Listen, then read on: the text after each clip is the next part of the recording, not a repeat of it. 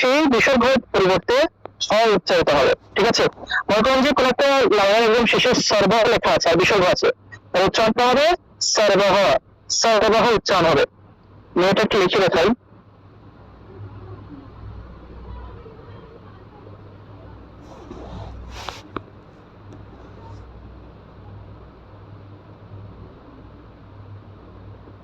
দেখুন এই যে সর্বহ, এটা মনে করেন যে সর্ব শব্দটা কোন একটা লাইনের একদম শেষে আছে, একটা বাক্যে বা কোন একটা শ্লোকে বা কোন একটা মন্ত্রে একদম শেষে আছে সর্ব, আর এই বিসর্গ আছে, তাহলে উচ্চারণটা হবে সর্বহ।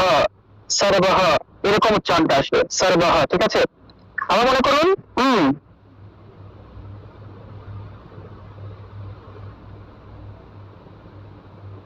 আমার মনে করেন যে এখানে এই বিসর্গটা কোনো বাক্য বা শব্দের মাঝখানে যদি থাকে, ঠিক আছে, কোন একটা শব্দ বা বাক্য, মনে করেন যে এই যে ওম নমঃ ভগবতে, এই ওম নমঃ ভগবতে এই লাইনের মধ্যে, এই যে ওম নমঃ ভগবতে এই লাইনের মধ্যে যে নমঃ পরে বিসর্গ আছে, এখন ধরো নমঃ শব্দটা কিন্তু লাইনের মাঝখানে আছে, ঠিক না? এখানে দেখো অনেকগুলো শব্দ, তার মাঝখানে কিন্তু এই বিসর্গটা বা এই শব্দটার মধ্যে বিসর্গ আছে। এই ক্ষেত্রে এটা উচ্চারণ হবে অর্ধ, অর্থাৎ হটা পূর্ণরূপে উচ্চারিত হবে না, অর্থাৎ নমঃ উচ্চারণটা নমঃ উচ্চারণ আসবে, অর্থাৎ নমঃ হবে না। নমঃ ওম নমঃ ভগবতে এরকম উচ্চারণ হবে না, উচ্চারণটা হবে ওম নমঃ ভগবতে, ওম নমঃ ভগবতে বাসুদেবায়, এরকম নমঃ উচ্চারণ আসবে। ঠিক আছে, নমঃ, কারণ এখানে লাইনের মাঝখানে আছে, এই যে এটা আমাদের একটু লক্ষ্য রাখতে হবে। অর্থাৎ কোন একটা লাইনের মাঝখানে যদি বিসর্গ থাকে, অর্থাৎ শব্দের শেষে বিসর্গ আছে, কিন্তু লাইনের মাঝখানে যেহেতু এই শব্দটা আছে, সেক্ষেত্রে নমঃ উচ্চারণ হবে। এছাড়া যদি দেখেন যে কোনো একটা শব্দের মাঝখানে বিসর্গ আছে, ঠিক আছে, শব্দের মাঝখানে, মনে করেন যে এখানে এই যে শব্দটা দুঃখ, দুঃখ, এই ক্ষেত্রে দেখুন শব্দের মাঝখানে বিসর্গ থাকায় এখানে এই হটা, এই বিসর্গটা অর্ধ হিসেবে উচ্চারিত হবে, দুঃখ, দুঃখ এরকম উচ্চারণ হয়। ঠিক আছে, দুঃখ। অর্থাৎ কোন একটা লাইন অথবা কোন একটা শব্দের মাঝখানে যদি বিসর্গ পাই, তাহলে সেই বিসর্গের পরিবর্তে যে হটা উচ্চারণ হবে সেটা অর্ধ উচ্চারিত হবে। ঠিক আছে, ওম নমঃ ভগবতে। আর এই ক্ষেত্রে সর্বহ, সর্বহ যে হটা পূর্ণরূপে উচ্চারণ করলাম, সর্বহ, আর অর্ধ উচ্চারণ করলে সর্বহ উচ্চারণ হতো, সর্বহ। অর্থাৎ আমাদেরকে এই হসন্তটা লক্ষ্য রাখতে হবে। অর্থাৎ হয়ের নিচে যদি হসন্ত থাকে তাহলে অর্ধ উচ্চারণ হবে, আর হয়ের নিচে হসন্ত না থাকলে পূর্ণরূপে উচ্চারণ হবে। ঠিক আছে, অর্থাৎ এই দেখুন হয়ের নিচে হসন্ত আছে, হসন্ত থাকায় নমঃ, নমঃ উচ্চারণ হবে। আর এই দেখুন এখানে কিন্তু হয়ের নিচে হসন্ত নেই, তাহলে নমঃ, নমঃ বা সর্বহ এইভাবে উচ্চারণটা আসবে। ঠিক আছে, তারপর দেখুন এই বিসর্গ, বিসর্গের আগের অক্ষরের কার চিহ্ন যুক্ত হবে, বিসর্গের আগের অক্ষরের কার চিহ্ন যুক্ত হয়ে থাকে। ঠিক আছে, আগের অক্ষরের কার চিহ্ন, মনে করুন যে কোন একটা লাইনের শেষে, মনে করুন কোন একটা লাইনের একদম শেষে বিসর্গ আছে, এই যে কোন একটা শব্দ আছে, মনে করুন যে শান্তি শব্দটা কোন একটা লাইনের একদম শেষে আছে। ঠিক আছে, বা এই বাসু, এই বাসু শব্দটা কোন একটা লাইনের একদম শেষে আছে, সেক্ষেত্রে বাসু বা বাসু এই শব্দের পরে বিসর্গের পরিবর্তে হ উচ্চারণ হবে, কিন্তু আগের অক্ষরের সাথে, এই আগের অক্ষরের সাথে একটা রস্যইকার, বা এই যে আগের অক্ষরের সাথে একটা রস্যইকার থাকায় সেই আকার, সেই কার চিহ্নটা সেই হরের সাথে যুক্ত হয়ে যাবে। অর্থাৎ শান্তিহি বা সুহু সর্বেহে এইভাবে উচ্চারণ আসবে। ঠিক আছে, সর্বেহে বা সুহু শান্তিহি এরকম উচ্চারণটা আসবে। অর্থাৎ আগের একটা অক্ষরের, এই মাঝখানে যে বিসর্গ আছে, এই বিসর্গের আগের অক্ষরের যে কার চিহ্নটা থাকবে সেই কার চিহ্নটা যুক্ত হবে। অর্থাৎ বাসু বিসর্গ আছে, তাহলে বাসুহ, বাসুহ অর্থাৎ হয়ের সাথে সেই রস্যকারটা যুক্ত হলো।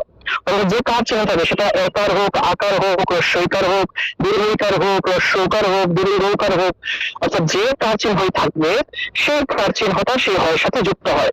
ঠিক আছে, এই ক্ষেত্রে কিন্তু বিসর্গের আগের অক্ষরের সাথে কোনো কার চিহ্ন নেই, সেজন্য নমঃ উচ্চারণ হয়েছে, নমঃ উচ্চারণ হয়েছে।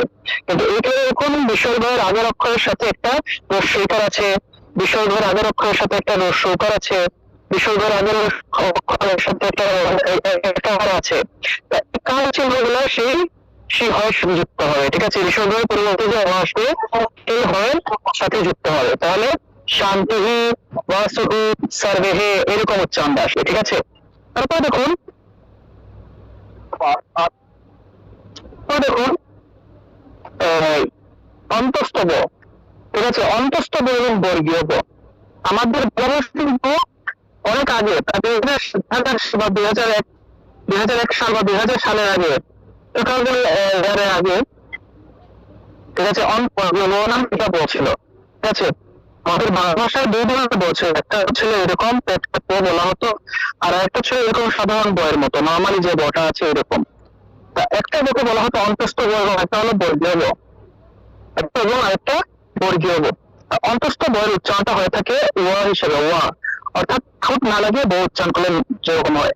বর্গীয় বয়ের উচ্চারণ নর্মালি আমরা যে বটা উচ্চারণ করি সেটা হলো বর্গীয় ব। বাংলা ভাষায় কথা বলার ক্ষেত্রে এই যে সবাই, তারপরে সবাই, তারপরে বই, এরকম মানে এরকম সকল যত ধরনের কত মানে বাক্য আছে, যত ধরনের শব্দ আছে, আমরা নর্মালি ব উচ্চারণ যেভাবে করি সেটা হলো বর্গীয় ব। বর্গীয় বয়ের উচ্চারণটা আমরা করে থাকি, কিন্তু অন্তস্থ বয়ের উচ্চারণটা মূলত বর্গীয় বয়ের মতো না। অর্থাৎ অন্তস্থ বয়ের উচ্চারণটা হবে ওয়া হিসেবে, ওয়া, অর্থাৎ এই আমি এখানে একটু ভেঙে লিখে দিয়েছি আপনাদেরকে। অন্তস্থ বয়ের উচ্চারণটা হবে ওয়া, ওয়া, অর্থাৎ ঠোঁট না লাগিয়ে ব উচ্চারণের মতো। অর্থাৎ আপনি যখন ব উচ্চারণ করেন তখন কিন্তু দুইটা ঠোঁট লাগিয়ে ব উচ্চারণ করতে হয়, ব, ঠিক না? ব, ব দুইটা ঠোঁট লাগিয়ে ব উচ্চারণ করতে হয়, বর্গীয় ব উচ্চারণের ক্ষেত্রে দুইটা ঠোঁট লাগাতে হয়। কিন্তু যখন আপনি ঠোঁট না লাগিয়ে ব উচ্চারণ করবেন তখন উচ্চারণটা আসে ওয়া, ওয়া, এরকম উচ্চারণটা আসে ওয়া। সেই উচ্চারণটাই হলো অন্তস্থ বয়ের উচ্চারণ। ঠিক আছে, অন্তস্থ বয়ের উচ্চারণটা হলো ওয়া, অর্থাৎ ঠোঁট না লাগিয়ে ব উচ্চারণের মতো। আপনি দুইটা ঠোঁট না লাগিয়ে ব উচ্চারণ করার চেষ্টা করুন, তাহলে যে উচ্চারণটা আসবে সেটাই হলো অন্তস্থ বয়ের উচ্চারণ। আর ঠোঁট লাগিয়ে যে বটা আসে সেটা হলো বর্গীয় বয়ের উচ্চারণ। বোঝা গেল? এটা হলো একদম সিম্পলি যদি আপনি বুঝতে চান। অর্থাৎ ঠোঁট লাগিয়ে ব উচ্চারণ করলে সেটা বর্গীয় বয়ের উচ্চারণ হয়, আর ঠোঁট না লাগিয়ে আমরা যদি ব উচ্চারণ করার চেষ্টা করি অর্থাৎ ওয়া উচ্চারণটা হলো কি অন্তস্থ বয়ের উচ্চারণ। আর সবচেয়ে বড় যে জিনিসটা, আমাদের সংস্কৃত ভাষার বেশিরভাগ বই হলো অন্তস্থ ব। ঠিক আছে, খুব খুব কম পরিমাণই হলো বর্গীয় ব। আমাদের সংস্কৃত ভাষা যতগুলো আমরা শ্লোক বা পড়বো বেশিরভাগই হলো অন্তস্থ বয়ের উচ্চারণ। ঠিক আছে, এবং খুব কম পরিমাণে এখানে বর্গীয় ব আছে। তা বাংলা ভাষায় তো আসলে অন্তস্থ ব এবং বর্গীয় ব চেনার কোনো উপায় নেই। ঠিক আছে, কারণ আমরা সংস্কৃত শ্লোকগুলো বাংলা অক্ষর দিয়ে পড়ে থাকি। ঠিক আছে, সেজন্য আমরা বাংলা অক্ষর পড়ার ক্ষেত্রে যে সকল বইয়ের নিচে আমরা এরকম রেকার পাবো, তারপরে রফলা পাবো, এই সকল বইগুলোকে আমরা মনে করবো যে এগুলো হলো বর্গীয় ব, এগুলোকে সাধারণ বইয়ের মতো উচ্চারণ করতে হবে। কিন্তু বাকি সব ক্ষেত্রে আমরা যতগুলো ব পাবো গীতার মধ্যে বা যে কোনো ধর্মীয় গ্রন্থের মধ্যে যতগুলো ব পাবো সেগুলোকে ওয়া হিসেবে উচ্চারণ করবো। সর্ব, ঠিক আছে, সর্ব ধর্মান পরিত্যজ্য ত্যাজ্য, এরকম সর্ব এরকম উচ্চারণ করবো। অর্থাৎ আমরা নর্মালি যখন আমরা গীতা পড়বো যতগুলো ব পাবো সবগুলোকে ওয়া হিসেবে উচ্চারণ করবো, অর্থাৎ ঠোঁট না লাগিয়ে ব উচ্চারণের মতো। আর যখন আমরা কোনো বইয়ের নিচে এরকম রেখার, তারপরে রফলা এগুলো পাবো তখন সেগুলাকে আমরা কি নর্মালি বয়ের মতো উচ্চারণ করবো। তখন যে বৃহস্পতি, এটাকে বৃহস্পতি উচ্চারণ করতে হবে, বৃহস্পতি উচ্চারণ করতে হবে। ঠিক আছে, কারণ বইয়ের নিচে রেখার আছে। কিন্তু এই ক্ষেত্রে আবার এই যে দন্তস্ব তারপরে ব আছে, এটার ক্ষেত্রে আবার কি সর্ব উচ্চারণ করতে হবে। তারপর দেখো এই যে বাসু, বাসু শব্দটা ওয়াসু, ওয়াসুদেব, ওয়াসুদেব, তারপর সর্বে, এটা উচ্চারণটা হবে সর্বে, সর্বে হে, সর্বে এরকম উচ্চারণটা আসবে। ঠিক আছে, সর্বে সর্বা এরকম উচ্চারণটা। ইউৎ সাওয়া, এই যে শব্দটা আছে জুজুৎ সব, এটাকে ইউৎ সাওয়া, ইউৎ সাওয়া, সাওয়া এইভাবে উচ্চারণটা আসবে। অর্থাৎ বটাকে আমরা ঠোঁট না লাগিয়ে উচ্চারণ করবো, সাওয়া, সাওয়া এরকম উচ্চারণ করবে। ঠিক আছে, তারপর দেখুন এটা অন্তস্থ ব, আর বর্গীয় ব অন্তস্থ ব আমরা বুঝলাম।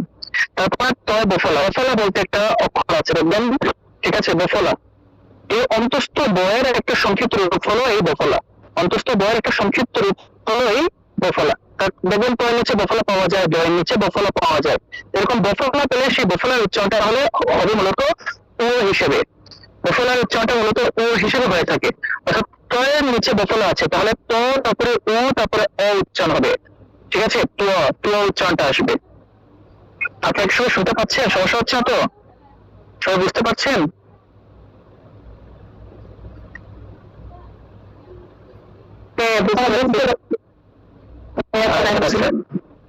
ঠিক আছে,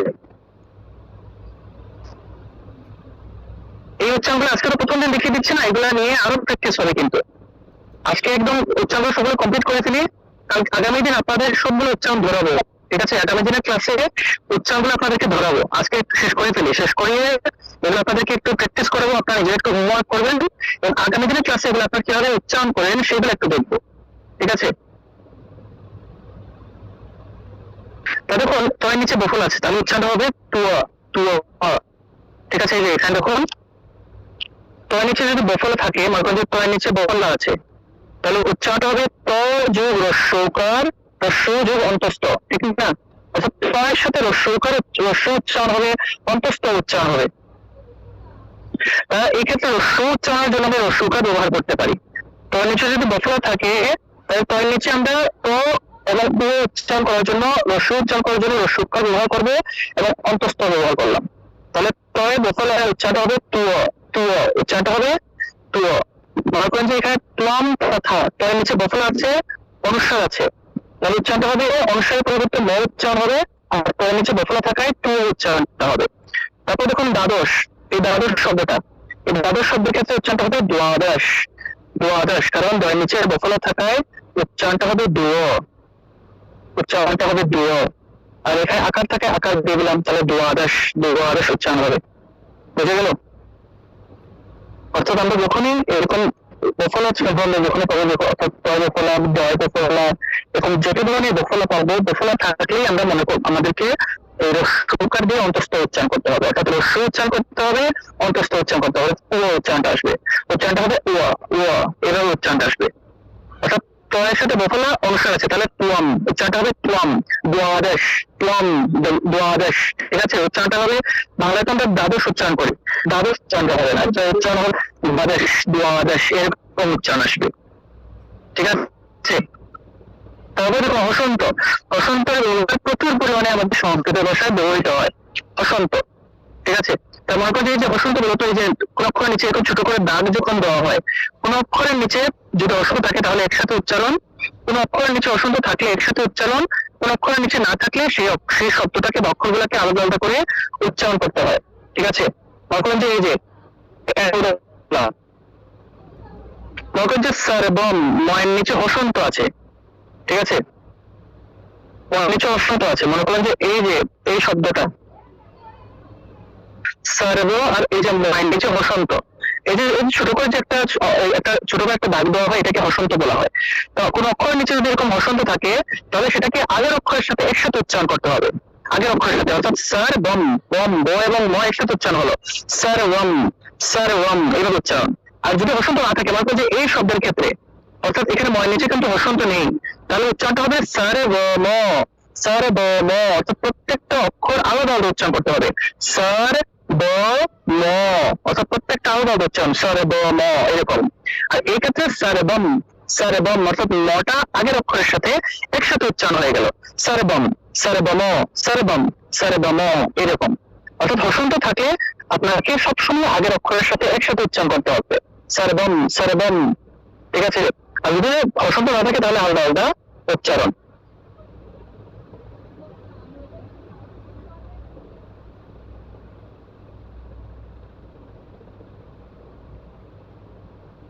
মনে করেন যে একটা আরেকটা উদাহরণ দিই,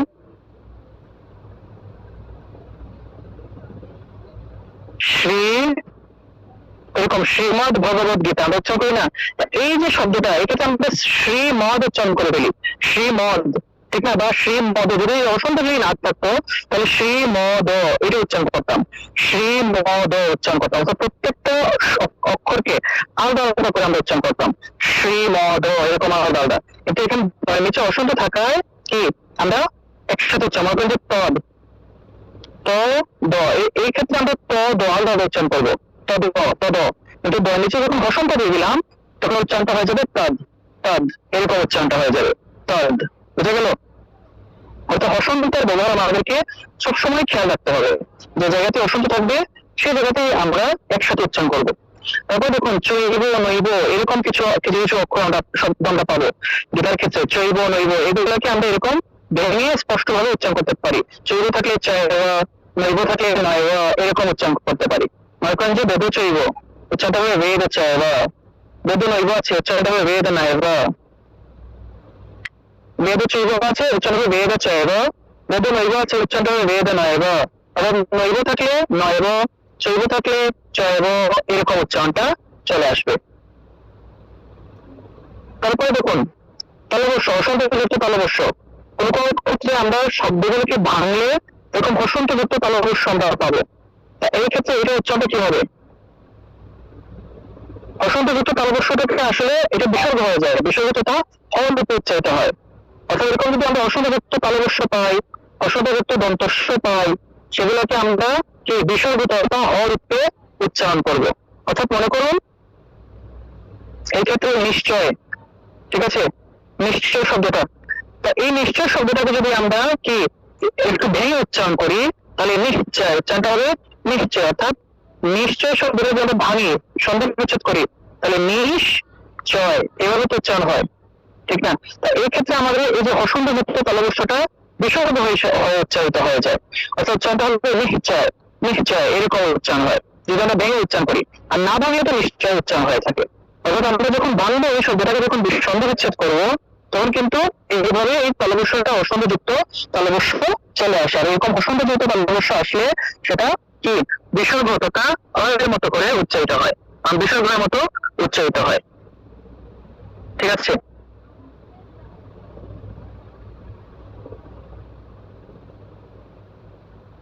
এই ছিল এই সকল উচ্চারণ। আরো এক্সট্রা অনেক উচ্চারণ আছে, সেগুলো আমরা দেখবো একটু একটু করে। মনে করেন যে জ্ঞান শব্দটা, জ্ঞান, আপনারা গীতার মধ্যে জ্ঞান শব্দটা এরকম পাবেন, ঠিক আছে? বাংলায় এই বর্গীয় জ এবং নিয়, এটা হলো একটা যুক্ত বর্ণ, বর্গীয় জ এবং সাথে জ্ঞান শব্দের উচ্চারণের ক্ষেত্রে বিভিন্ন জায়গায় বিভিন্ন রকমের মতভেদ আছে। জ্ঞান শব্দের উচ্চারণের ক্ষেত্রে, জ্ঞানের ক্ষেত্রে বর্গীয় জ এবং নিয় এই দুইটা অক্ষর একসাথে উচ্চারিত হয়। বর্গীয় জ এবং নিয় এই দুইটাকে একত্রিত করেই আসলে মূলত কি এই বর্ণটা মানে এই যুক্ত বর্ণটা গঠিত হয়েছে। কিন্তু সংস্কৃত ভাষায় যখন উচ্চারণ করা হয় তখন এটাকে আসলে অনেকে জিয়ান উচ্চারণ করে ফেলে, জিয়ান এরকম উচ্চারণ করে ফেলে, কারণ বর্গীয় জ নিয় যেহেতু আছে। কিন্তু এই ক্ষেত্রে মনে রাখতে হবে জ্ঞান শব্দের ক্ষেত্রে এটাই কিন্তু কি বর্গীয় যেটা গয়ের মতো, পুরোপুরি গণ নয়, তো হালকা গয়ের মতো ইয় উচ্চারণটা হয়ে থাকে। অর্থাৎ জ্ঞান, জ্ঞান এরকম উচ্চারণ হয়। বিজ্ঞান, বিজ্ঞান, এই যে বিজ্ঞান শব্দটা এটা উচ্চারণ হবে বিজ্ঞান, বিজ্ঞান, বিজ্ঞান এরকম উচ্চারণ, বিজ্ঞান, বিজ্ঞান এরকম, জ্ঞান, জ্ঞানী না, জ্ঞানী, জ্ঞানী, বিজ্ঞান এরকম। আমরা কখনো যেন জ্ঞান উচ্চারণ না করি, ঠিক আছে? কারণ যারা সংস্কৃত ভাষায় কথা বলে আমাদের কিন্তু এই ভারতের বেশ কিছু গ্রাম আছে, বেশ কিছু ভিলেজ আছে যেগুলোতে এখনো সংস্কৃত ভাষায় কথা বলে, সংস্কৃত ভাষায় লেখে, সমস্ত ভাষা এরা কিন্তু এখনো কিন্তু প্রচলিত আছে ওই সকল এলাকায়। নাম ওই এলাকার নামগুলো আমি আপনাদেরকে লিস্ট দিব, সেগুলোর নামগুলো আমার খাতায় লেখা আছে, সেগুলো আপনাদেরকে দিব। মানে ভারতের এই সকল গ্রামের মধ্যে এখনো সংস্কৃত ভাষা প্রচলিত আছে। আর সংস্কৃত ভাষা যখন ওরা কথা বলে এই জ্ঞান শব্দের ভাষা জ্ঞান মতো করে ওরা বলে। এছাড়া গুগল ট্রান্সলেট বা গুগল কিন্তু ভয়েসের মধ্যে যখন আমরা এটা সার্চ করি তখন কিন্তু গুগল কিন্তু জ্ঞান উচ্চারণটাই করে। সেজন্য আমরা কখনো জিয়ান উচ্চারণ করবো না। বিভিন্ন জায়গায় দেখেছি অনেকে জিয়ান উচ্চারণ করে থাকে, আমরা জিয়ান বলবো না, এটা জ্ঞান উচ্চারণ হবে, জ্ঞান, অর্থাৎ প্রিয় উচ্চারণটা চলে আসে, জ্ঞান, জ্ঞান এরকম উচ্চারণ করবে, ঠিক আছে? তাছাড়া এই যে ক্ষীর উচ্চারণটা অক্ষর হতে অক্ষর, ঠিক আছে, ব্রহ্ম এরকম। আপনার এই যে অন্তস্থ জটাকে দুইটা অক্ষর করবেন না, এটাকে আরো অক্ষর না, সেটা উচ্চারণ করবেন না। এখন অনেকে উচ্চারণ করে ফেলি, এটা কিন্তু দুটো অক্ষর না।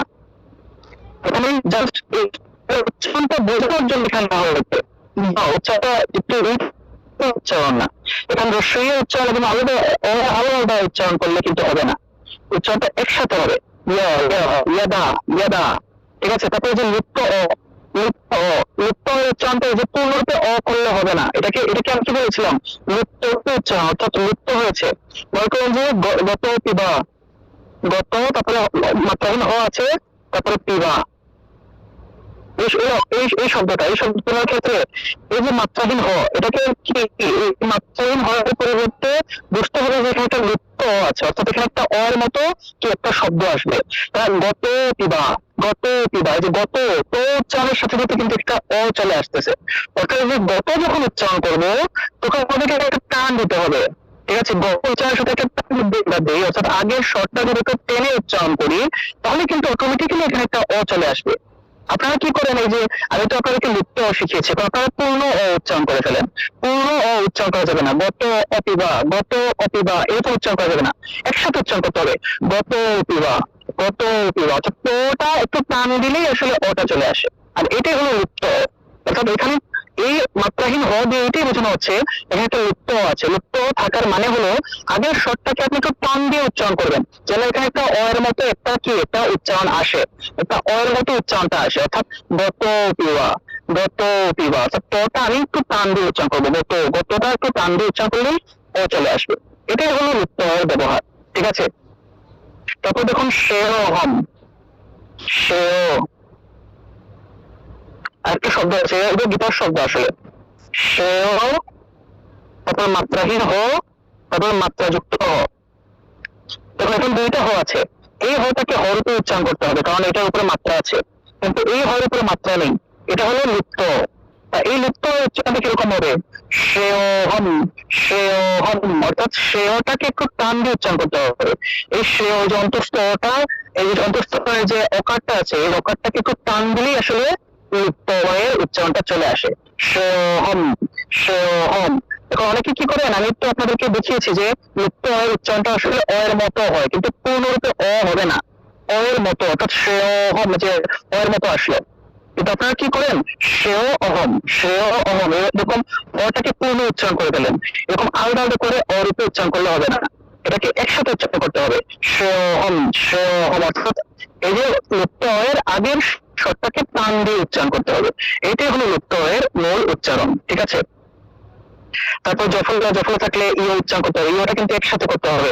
দন্তস্ব উচ্চারণটা কিন্তু অনেকে ছ দিয়ে লিখেছেন, ছ দিয়ে লিখেছেন, ঠিক আছে, তো ছ দিয়ে লিখলে এটা উচ্চারণটা কিন্তু, এই ছ এর উচ্চারণটা কিন্তু ছ, কিন্তু স উচ্চারণ না এটার। যদি এটা আপনাদেরকে বোঝানোর জন্য এটা লেখা হয়েছে, কিন্তু প্রকৃতপক্ষে এটা উচ্চারণটা কিন্তু স না, কিন্তু এটা উচ্চারণটা হলো ছ, ছাতা। আমরা যখন ছাতা লিখি কিন্তু কি ছ উচ্চারণ করি, তার দন্তস্ব উচ্চারণটা কিন্তু ছ হবে না, দন্তস্ব উচ্চারণটা হলো স, স দন্তবর্ণ দাঁত দিয়ে উচ্চারণ করতে হবে, স, অর্থাৎ ইংরেজি এস ও স এর মতো, ইংরেজি স শব্দের মতো, স, স। ঠিক আছে, আপনারা দেখেছেন শব্দ যখন ভেঙেছেন তখন ছ, এরকম ছ দিয়ে লিখেছেন, কিন্তু এটা কিন্তু ছ দিয়ে লিখলে এটা ছ উচ্চারণটা কিন্তু মানে ছয়ের উচ্চারণ কিন্তু ছয়ের মতো, এটা কিন্তু স উচ্চারণ হবে না, যদিও এটা একটু বোঝানোর জন্য আপনাদেরকে লিখিয়েছি, কারণ দন্তস্ব উচ্চারণটা সটা আসলে বোঝানোর জন্য আসলে এই ইংরেজি এরকম ছাড়া কিন্তু বোঝানোর কোনো সিস্টেম নাই, সেজন্য আপনারা ছ দিয়ে লিখলেও আপনারা স উচ্চারণটা করবেন। কিন্তু আপনারা যখন শব্দগুলো লিখেছেন তখন কিন্তু ছ দিয়ে লিখেছেন, আমি দেখেছি দন্তস্ব দিয়ে যখন শব্দগুলো লিখেছেন তখন তো ছ দিয়ে আপনারা শব্দগুলো ভেঙে ভেঙে লিখেছেন, কিন্তু এটার উচ্চারণটা কিন্তু প্রকৃতপক্ষে ছয়ের মতো হবে না, উচ্চারণটা হবে স, স, স উচ্চারণটা হবে। তাই এইভাবে আপনারা বুঝে বুঝে উচ্চারণগুলো করবেন। অন্তত যে উচ্চারণটা ইয়, ইয়, ই এবং আলাদা উচ্চারণ হবে না, একসাথে ইয়, ইয় উচ্চারণটা হবে। অনুস্বার থাকলে ম উচ্চারণ হবে, মনে রাখবেন অনুস্বারের উচ্চারণটা ম রূপেই হয়ে থাকে, বেশিরভাগ ক্ষেত্রে মই হবে, মাঝে মাঝে কোনো ক্ষেত্রে দেখা যায় যে শব্দের মাঝখানে অনুস্বার থাকলে ম উচ্চারিত হয়ে যায়। ঠিক আছে, তন্ত্রের ম উচ্চারণ হয় শব্দের মাঝখানে থাকলে, তবে বেশিরভাগ ক্ষেত্রে মই উচ্চারণ করা যায়। যদি অনুস্বারটা শব্দের মাঝখানে থাকে আপনি যদি ম উচ্চারণ করেন তাও হবে। কি বললাম, অনুস্বার যদি শব্দের, আমরা জানি কি অনুস্বার শব্দের অনুস্বর, এই অনুস্বরটা যদি শব্দের শেষে থাকে তাহলে ম উচ্চারণ করতে হয়, আবার শব্দের মাঝখানে থাকলেও কিন্তু এই ম উচ্চারণ করা যায়। তবে যদি আপনি আরো স্পেসিফিক ভাবে আর একটু ভালো করে উচ্চারণ করতে চান তাহলে ন উচ্চারণ করতে পারেন। শব্দের মাঝখানে থাকলে ন উচ্চারণ করা যায়, ম উচ্চারণ করা যায়, ম এবং ন দুইটি উচ্চারণ করা যায়, এবং শব্দের শেষে থাকলে ম উচ্চারণ করতে হবে। বিষয় থাকলে তো বললামই, পূর্ণরূপে যদি বাক্যের শেষে থাকে তাহলে পূর্ণরূপে হ, বাক্যের শেষে বা বাক্যের মধ্যখানে বা শব্দের মধ্যখানে থাকলে অর্ধরূপে হ, এবং আগের আগের অক্ষরের কার চিহ্নটা সেই বিসর্গের সাথে যুক্ত হবে, বিসর্গের হয়ের সাথে যুক্ত হবে। আর অন্তস্থ বয়ের উচ্চারণটা আপনার সবসময় একটু খেয়াল রাখবেন, অন্তস্থ বয়ের উচ্চারণ, অন্তস্থ ব এবং বর্গীয় ব দুই ধরনের ব আছে, বিশেষ করে সংস্কৃত ভাষায় অন্তস্থ বটাকে এইভাবে লেখা হয়, এইভাবে সংস্কৃত ভাষায় অন্তস্থ ব লেখা হয়, আর সেটা এরকম বর্গীয় ব লেখা হয়, আর অন্তস্থ বটাকে এরকম লেখা হয়। ঠিক আছে, এটা সংস্কৃত ভাষায়, সংস্কৃত ভাষায় দুই ধরনের ব আছে, কিন্তু আমাদের বাংলা ভাষায় দুই ধরনের ব নেই। এটা হলো অন্তস্থ ব সংস্কৃত ভাষায়, আর এটা হলো বর্গীয় ব ঠিক আছে, এভাবে অন্তস্থ এবং এভাবে বর্গীয় ব লেখা হয়ে থাকে। কিন্তু আমাদের বাংলা ভাষাকে কিন্তু দুই ধরনের ব নেই, আগে দুই ধরনের ব ছিল, ঠিক আছে, কিন্তু এখন এই দুই ধরনের ব নেই, এখন এক ধরনের বই ব্যবহার করা হয়ে থাকে। আমরা যে সকল বইয়ের নিচে রিকার রফলা পাবো সেগুলো বর্গীয় ব, সেগুলোকে সাধারণ বইয়ের মতো উচ্চারণ করবো, আর বাকি যত ধরনের ব আছে সবগুলো হলো অন্তস্থ ব, সেগুলোকে ওয়া হিসেবে উচ্চারণ করতে হবে। ওয়া ওয়া অর্থাৎ ঠোঁট না লাগিয়ে ব উচ্চারণের মতো ওয়া উচ্চারণ করতে হবে। এছাড়া বফলার ক্ষেত্রে আমরা যে যে কোনো অক্ষরের নিচে বফলা থাকলেই সেটাকে সেই বফলার পরিবর্তে উ উচ্চারণটা করতে হবে। অর্থাৎ তয়ের নিচে বফলা আছে উচ্চারণ করবো তুয়, তুয়, দয়ের নিচে বফলা আছে উচ্চারণ করবো দুয়, এরকম দ্বাদশ, ত্বম তথা, এরকম উচ্চারণ গুলো আসবে। আপনাদের কাজ হলো এরকম এই যে আজকে যেগুলো দেখিয়েছি এগুলা দিয়ে আপনারা বিভিন্ন রকমের শব্দ গঠন করে সেগুলো উচ্চারণ লিখবেন, ঠিক আছে। আর কখনো এই যে অন্তস্থ জটাকে এরকম দুইটা অক্ষরে আলাদা আলাদা করে উচ্চারণ করবেন না, এটা একসাথে উচ্চারণ হবে, ইয়া ইয়া একসাথে উচ্চারণ হবে। অথবা আপনারা অন্তস্থ ব্যবহার করতে পারেন, অন্তস্থ ব্যবহার করলে আপনাদের জন্য সুবিধা, কারণ অন্তস্থ জ উচ্চারণটা অন্তস্থ অ এর মতো, ইয়া ইয়া, এখন যে অন্তস্থ হবে দ লিখলাম তাহলে ইয়াদা, ইয়াদা উচ্চারণ, ইয়াদা ইয়াদা উচ্চারণ, ঠিক আছে। তো এইভাবে আমরা একসাথে উচ্চারণ করি, লুপ্ত অ এর উচ্চারণটা পূর্ণরূপে অ এর মতো হবে না, এটা অর্থাৎ আগের স্বরটাকে টান দিলেই অ চলে আসবে, এরকম উচ্চারণ গুলো আসবে। তা এই হলো মূলত এই সংস্কৃত অক্ষরের উচ্চারণ। আরো অনেক ধরনের উচ্চারণ আছে, সেগুলো আমরা আস্তে আস্তে আরো জানবো, আরো বুঝবো। আপাতত আপনাদের কাজ হলো আজকে যেগুলো দেখিয়েছি এগুলা দিয়ে আপনারা শব্দ এগুলা লিখবেন, লিখে লিখে এগুলো মুখে মুখে প্র্যাকটিস করবেন, মুখে মুখে বলবেন এবং খাতায়ও লিখবেন। খাতায় লিখে লিখে মুখে মুখে বললে আপনাদের এগুলো আরো ভালোভাবে প্র্যাকটিস হবে, ঠিক আছে। অনেক সময় মুখে বললে হয়তো আপনারা বুঝেন না, সেজন্য এরকম ভেঙে ভেঙে লিখে দেখিয়েছি। তয়ের পরে ও উচ্চারণটা হবে ও, আপনারা যদি আলাদা উচ্চারণ করেন তাহলে উচ্চারণ করতে হবে, ঠিক আছে। এরকম একসাথে উচ্চারণ করতে হবে। বসন্ত থাকলেও এরকম বুঝে বুঝে উচ্চারণ করতে হবে। বসন্ত কোন অক্ষরের নিচে থাকলে সেটাকে একসাথে উচ্চারণ করতে হবে, না থাকলে আলাদা আলাদা রূপে উচ্চারণ করতে হবে। সবাইকে বুঝতে পেরেছেন? দাদা একটা বলতে হবে, বলছি অক্ষর যে লেখা থাকে কর্মদিনের সময় এটা কিভাবে উচ্চারণটা হবে? অক্ষম, হ্যাঁ অক্ষম তো আর হয় না, যেমন অন্যান্য গুলো আছে না অক্ষর অক্ষর বলে লেখা হয়, ভিক্ষা অক্ষয়, কিন্তু এটা অক্ষরটা দ্বারা অক্ষম বলে কথা শুনিনি। অক্ষম, হ্যাঁ বলুন। বলছি অক্ষমটা কিভাবে সংস্কৃত উচ্চারণ? অক্ষম অক্ষম অক্ষম অক্ষম অক্ষম অক্ষম শব্দটা সাধারণত কোনো সিনেমায় শুনি, মানে ওই সংস্কৃত বা হিন্দিতে কোনো উচ্চারণ অক্ষম বলে শুনি লাগবে। অক্ষম তো আমরা বাংলায় বলি, হিন্দিতে অক্ষমের আলাদা একটা শব্দ আছে, অক্ষমের হিন্দিতে আলাদা শব্দ আছে, অক্ষম তো আমরা বাংলায় বলে থাকি। মানে কেউ একটা কাজে অক্ষম বা একটা কাজে সে করতে পারবে না, সে কাজে অক্ষম, সেটা বাংলা শব্দ অক্ষমটা, ঠিক আছে। হিন্দিতে তো অক্ষমের আলাদা আলাদা আলাদা শব্দ আছে, আলাদা সংস্কৃতে আলাদা শব্দ আছে। এটা তো সমাচার যদি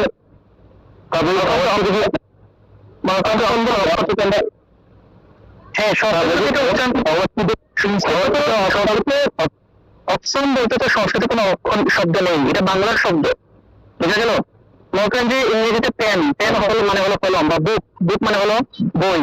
এখন এই বুক শব্দটা তো বাংলায় তো আবার বুক বললে আবার হবে না, বাংলায় আবার এটা আলাদা শব্দ আছে বই, ঠিক না। একইভাবে অক্ষম শব্দটা বাংলা শব্দ, এটা কিন্তু আবার সংস্কৃত আবার অক্ষম, হিন্দিতে অক্ষম বলতে কিছু নেই, এটাই হলো কথা।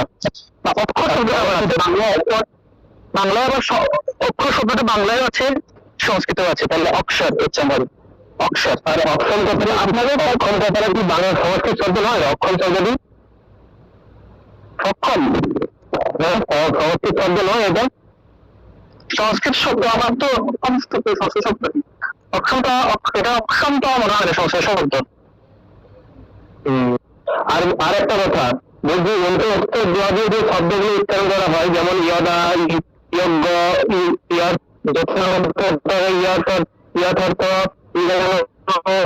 আমি যখনটাকে কিভাবে উচ্চারণ করবো? যখনটাকে তো যখন বলা যাবে না, যখন শব্দটা যখন তো সংস্কৃতে ইয়াদা মানে ইয়াদা হিসেবে উচ্চারণ করা হয় সংস্কৃতে, ঠিক আছে। যখন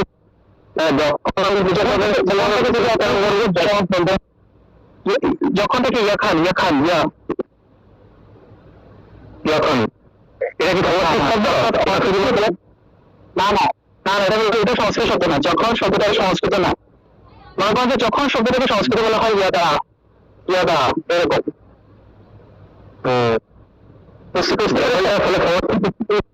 যখনটা সংস্কৃত উচ্চারণ হলে ইয়খন হবে ইয়খন।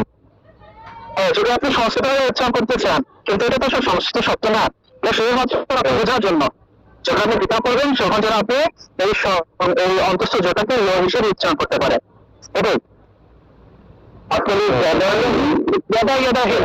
অর্থাৎ যখন যখন ভালো জ্ঞান হবে, অর্থাৎ সংস্কৃত ভাষায় যখন থেকে ইয়াদা উচ্চারণ করা হয়। ঠিক আছে ইয়াদা। আচ্ছা ঠিক আছে, তাহলে আপনাদের কাজ হলো আপনারা এগুলো একটু হোমওয়ার্ক করবেন এবং আগামী ক্লাসে আপনাদের কাছে এগুলো ধরা হলো যে আপনাদের উচ্চারণগুলো একটু জানবো বুঝবো। ঠিক আছে, আপনাদের কাছ থেকে মানে আগের ক্লাসটা শুধুমাত্র আপনাদের কাছ থেকে উচ্চারণগুলো আমি শুনবো, শোনার জন্য আপনাদের উচ্চারণগুলো একটু ধীরে ধীরে দেখিয়ে দেবো। আজকের ক্লাসে যত উচ্চারণ দেখিয়েছি আপনারা এগুলো কমপ্লিট করে ফেলেন। আর ক্লাস একদম প্রথম থেকে শেষ পর্যন্ত সবগুলো উচ্চারণ আপনাদের কাছ থেকে আমি মুখ থেকে মানে আপনারা উচ্চারণ করে আমাকে শোনাবেন, যাতে করে আপনারা যে শব্দগুলো রেখেছেন সেই শব্দগুলো আপনারা মানে উচ্চারণ করে আমাকে শোনাবেন। ঠিক আছে, এজন্য আপনারা সবাই অনেকে হোমওয়ার্ক জমা দিয়েছে, অনেকে দেন নাই, যারা যারা দেন নাই আপনারা সবাই পুরো হোমওয়ার্কগুলো করে ফেলেন এবং আগামী ক্লাসে আপনাদের হোমওয়ার্ক আপনারা দেখে দেখেই আপনারা উচ্চারণ করে আমাকে শোনাবেন, যাতে করে আপনার উচ্চারণগুলো হচ্ছে কিনা সেগুলো আমি বুঝতে পারি। ঠিক আছে, এবং অক্ষর অক্ষর এরকম উচ্চারণ করলে হবে না, অর্ধনস্য এটা অক্ষর অক্ষর অক্ষর বললে হবে না। ঠিক আছে, অক্ষর অক্ষর বলতে হবে, তারপরে হাতে রক্ষা বললে হবে না, তবে রক্ষা রক্ষা। তারপরে রাক্ষস, রাক্ষসটাকে আমরা সংস্কৃত যদি উচ্চারণ করতে চাই তাহলে রাক্ষস উচ্চারণ হবে, রাক্ষস এরকম। আর দাদা মনে হচ্ছে কি বলছি অন্তস্থ আর বর্গীয় বোটা বলুন। আচ্ছা, আমাদের দুই ধরনের বউ ছিল আগে বাংলা ভাষায়। ঠিক আছে, একটা বউকে হিসেবে উচ্চারণ করা হতো, অর্থাৎ আপনি যখন নর্মালি যখন আমরা ব উচ্চারণ করি তখন সেই বটাকে উচ্চারণের ক্ষেত্রে আমাদের দুইটা লাগিয়ে ব উচ্চারণ করতে হয়। ঠিক আছে, আপনি ব উচ্চারণ করুন, আপনি যে যে প্রশ্ন করেছেন আপনি একটু ব উচ্চারণ করুন। বট অষ্টবর্ণ, হ্যাঁ আপনি অষ্ট মানে কি? অষ্ট মানে কি ঠোঁট না? হ্যাঁ, যখন আপনি ব উচ্চারণ করবেন আপনাকে কি সেই অষ্টবর্ণ বলতে ঠোঁট দিয়ে বটা উচ্চারণ করতে হবে, অর্থাৎ দুইটা ঠোঁট লাগিয়ে, ঠিক না, দুইটা ঠোঁট লাগিয়ে ব উচ্চারণ করতে হবে। কিন্তু অন্তস্থ বয়ের ক্ষেত্রে আপনি দুইটা ঠোঁট না লাগিয়ে বটা উচ্চারণ করতে হবে। অর্থাৎ দুইটা ঠোঁট না লাগিয়ে ব উচ্চারণের ক্ষেত্রে যে শব্দটা বা যে উচ্চারণটা আসে সেটাই হলো অন্তস্থ বয়ের উচ্চারণ। অর্থাৎ উচ্চারণটা হবে উচ্চারণটা করুন একবার। হ্যাঁ, অর্থাৎ আপনি ব উচ্চারণ করছেন তবে ঠোঁট না লাগিয়ে, ঠোঁট না লাগিয়ে ব উচ্চারণ করার চেষ্টা করুন, যে উচ্চারণটা আসবে সেটাই হলো অন্তস্থ বয়ের উচ্চারণ। এটা একদম সহজ, বোঝা গেল আর কি? অর্থাৎ অন্তস্থ বয় উচ্চারণের মধ্যে আমি এটা যেহেতু সংযুক্ত এবং এটা মূলত এটা আসলে বুঝতে হবে কি সহজ পদ্ধতি যেটা বললাম যে আপনাকে দুইটা ঠোঁট লাগিয়ে আমরা যে উচ্চারণ করবো সেটা বলবো এবং ঠোঁট না যে ওটা উচ্চারণ করবো সেটা হলো অন্তস্থ। এটা আচ্ছা, তাহলে আপনাদের কাজ হলো আপনারা এই হোমওয়ার্ক গুলো করবেন এবং আগামী ক্লাসে আপনাদের কাছ থেকে মানে আপনাদের হোমওয়ার্ক থেকে আপনারা একটু পরে পরে আমাকে সবগুলো শোনাবেন যে কোনটা কি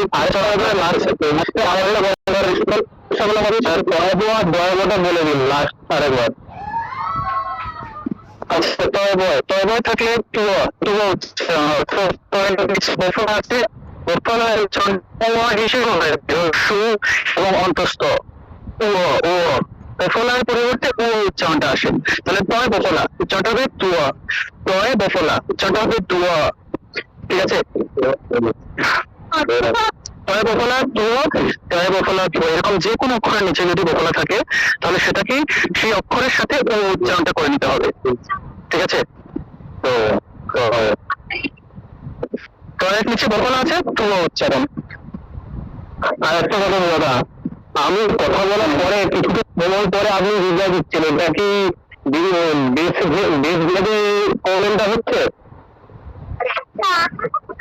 মানে বুঝিনি, মানে বলছি আমি কথাটা বলছি আপনি অনেকটা নেটে উত্তরটা দিচ্ছেন, মানে এটা হচ্ছে আপনি বাংলাদেশ থেকে বলছেন বলে এই সমস্যাটা হচ্ছে।